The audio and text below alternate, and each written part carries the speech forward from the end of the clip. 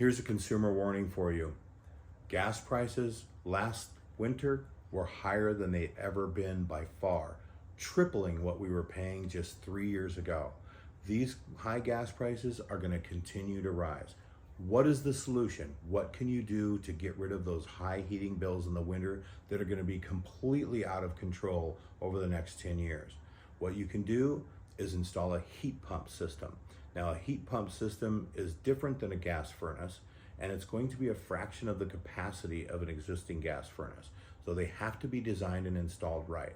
What a heat pump does is it takes heat from outside, even when the air is very cold, and puts that heat into a refrigerant gas, commonly known as Freon, brings it into a coil in the house, and amplifies that heat into the house. In the summertime, it switches gears and it pulls heat out of the air and puts it outside. It works a lot like your refrigerator does when you're pulling the heat out of yesterday's leftovers and putting it on the kitchen floor. It's just moving heat. It's a heat transfer unit.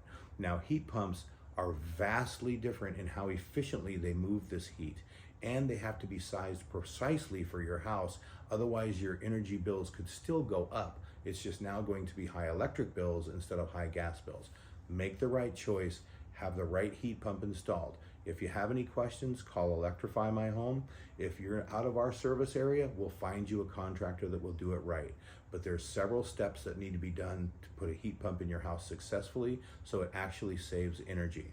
One is you need to have a load calculation that determines exactly the size system you need and also determines exactly how much air needs to go into each room.